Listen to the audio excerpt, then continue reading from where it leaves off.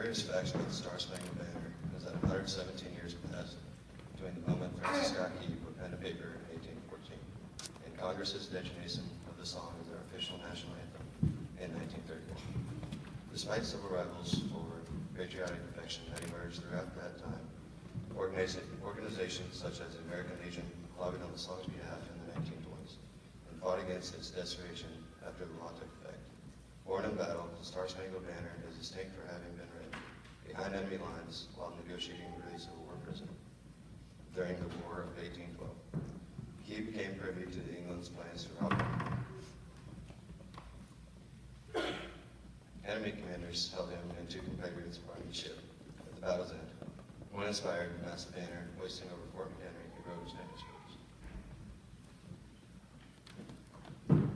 Through the years, many opponents of this song have decried its alleged militarism, but he merely described what he saw it mean.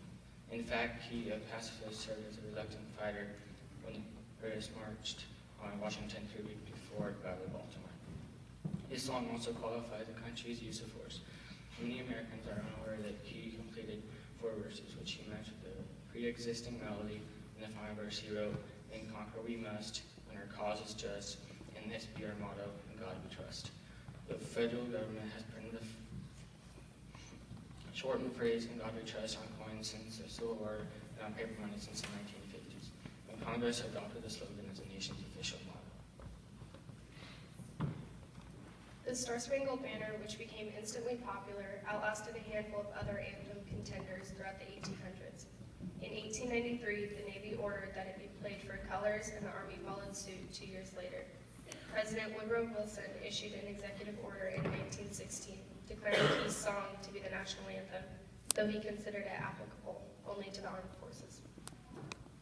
Soon after the American Legion's founding in 1919, the organization attempted to instill proper etiquette toward the Star-Spangled Stripes and also promoted the Star-Spangled Banner as a national anthem. By helping pass the Flag Code of 1923 along with dozens of other patriotic groups, the Legion sought to institute the ritual of standing and removing headgear when the song aired, a practice adopted informally and inconsistently in the 1800s. Under the leadership of Barbara Powell, head of the National Americanism Commission, the Legion promoted Patriotism Day in the nation's schools throughout the 1920s to foster respect for the flag and to commemorate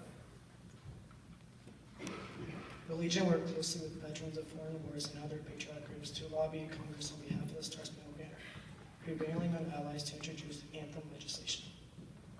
Politicians remain reluctant to act on a non-pressing issue, but it should come as little surprise that 2 scandals embroiling veterans helped force the hand of Congress and President Herbert Hoover, who ultimately signed the bill.